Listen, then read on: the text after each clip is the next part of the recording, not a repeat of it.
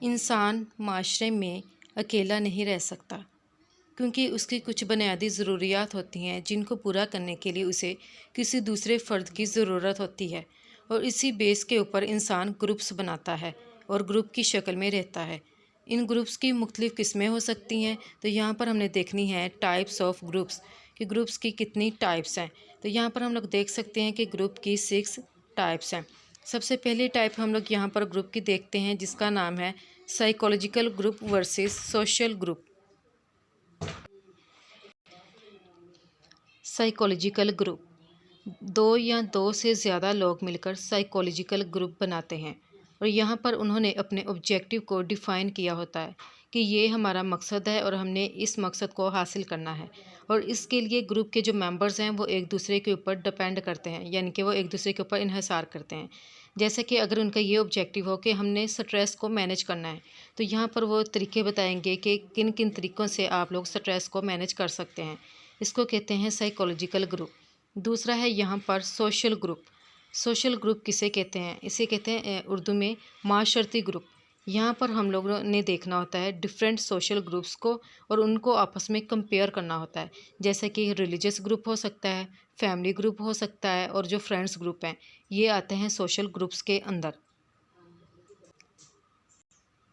तो साइकोलॉजी के अंदर सिर्फ एक शख्स के ऊपर फोकस किया जाता है, लेकिन जो सोशल ग्रुप्स होता है, यहाँ पर रिलीजियस ग्रुप बन गए, फ्रेंड का ग्रुप बन गया, फैमिली का ग्रुप बन गया है, तो इनको हम लोग आपस में कनेक्ट करते हैं और ये होते हैं सोशल ग्रुप्स।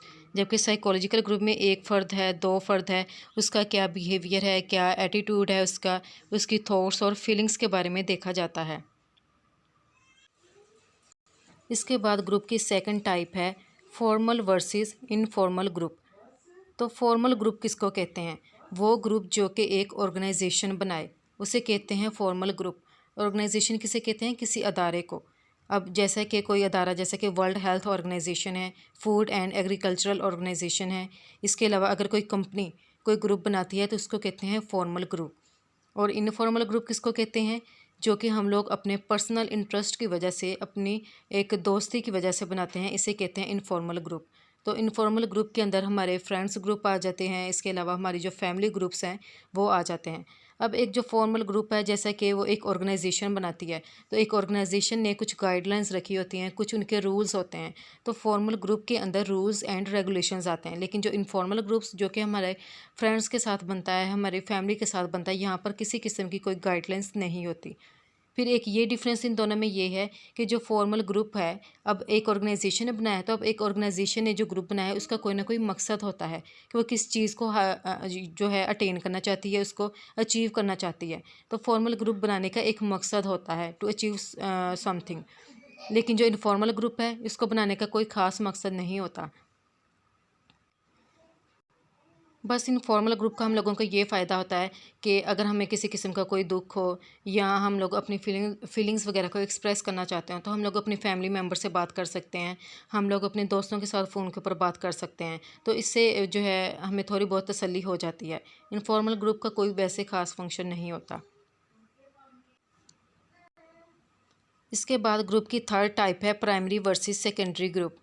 अब प्राइमरी ग्रुप कौन सा होता है, सेकेंडरी ग्रुप कौन सा होता है? जब एक बच्चा पैदा होता है तो सबसे पहले अपने ख़ानदान में आता है, वह ख़ानदान के लोगों के साथ ज़्यादातर वक्त गुजारता है, उसका खेलना कूदना, उस खाना पीना, इसके अलावा घर के लोग उससे कितना ज़्यादा प्यार करते हैं और उसकी केयर करते हैं। तो बच्चे का ज़्यादातर वक्त जो है तकरीबन 3 साल तक अपने वालिदैन के साथ गुजरता है।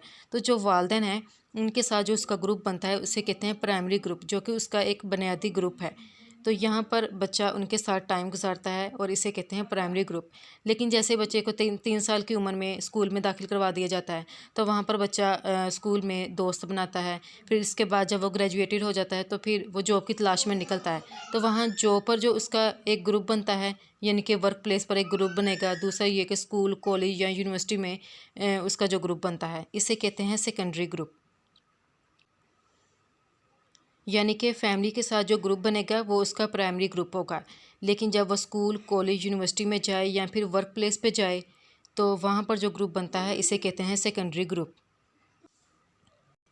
फोर्थ टाइप है membership group versus reference group.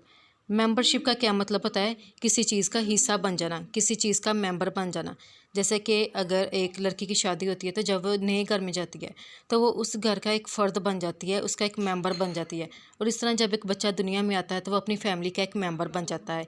और जब एक इंसान जॉब के लिए जाता है और वहाँ पर उसको जॉब मिल जाती है तो इस तरह वो उस कंपनी का एक मेंबर बन जाता है, उस ऑर्गेनाइजेशन का एक मेंबर बन जाता है और वहाँ पर जाकर उसका एक मेंबरशिप ग्रुप बन जाता है।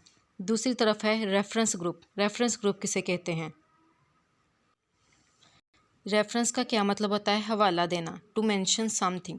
अब एक बच्ची है, वो स्कूल गई है, पहले दिन उसे नहीं पता कि वहाँ के स्कूल के जो बच्चे हैं वो कैसी उनकी ड्रेसिंग है, कैसे उन्होंने शूज़ पहनने हैं, इसके अलावा कौन कौन सी बुक्स लेनी है। वो बच्ची वहाँ पर जाकर सब कुछ नोट करती है कि मैंने ऐसे अपना यूनिफॉर्म लेना है और इस तरह मैंने अपना बैग लेना है, ये वाली बुक सारी लेनी है। अब वो घर जाकर अपने पेरेंट्स को बताएगी और किसको मेंशन करेगी? अपने क्लास फेलोज़ को, कि उन्होंने ऐसे शूज़ पहने थे, ऐसा उनका ड्रेस कोड था, मुझे ये वाली बुक्स लेनी है। तो यहाँ पर उसने रेफरेंस दिया है, किसका रेफरेंस दिया है? अपनी क्लास फेलोज़ का रेफरेंस दिया है, अपने स्कूल के बच्चों का रेफरेंस दिया है। इसे कहते हैं रेफरेंस ग्रुप, जिसमें इंसान खुद को दूसरों के साथ कंपेयर करता है और उस जैसा बनने की कोशिश करता है। और अब बच्ची ने उसको खुद को उन बच्चों के साथ कंपेयर किया था तो अपने वालिदैन को बताया, फिर वालिदैन वो सारी चीज़ें उसे लेकर देंगे और इस तरह वो उस जैसी ही बन जाएगी उस स्कूल में जाकर। रेफरेंस ग्रुप की एक एग्जांपल इस तरह से भी है, जैसे कि अगर हम लोग किसी के कपड़े देखें और हम लोगों को अच्छे लगें और हम लोग अपने पेरेंट्स को ये कहें कि हमने ईद पर इस तरह के सूट सिलाई करवाने हैं क्योंकि मैंने फ़लाँ का सूट ऐसा देखा था, तो यहाँ पर हम लोग उस शख्स का हवाला देते हैं कि हम लोग और उसको कॉपी करने की कोशिश करते हैं। तो रेफरेंस ग्रुप एक ऐसा ग्रुप है जिसमें हम लोग खुद को दूसरों के साथ कंपेयर करते हैं और उन जैसा बनने की कोशिश करते हैं। इसके बाद फिफ्थ टाइप है command versus task group. Command group एक ऐसा ग्रुप है जिसमें कमांड दी जाती है और ये ग्रुप एक ऑर्गेनाइजेशन बनाती है। जैसे कि अगर प्राइम मिनिस्टर कोई कमांड दे तो उसके जो नीचे वाले जो लोग होंगे वो उस काम को करने के लिए लग जाएंगे।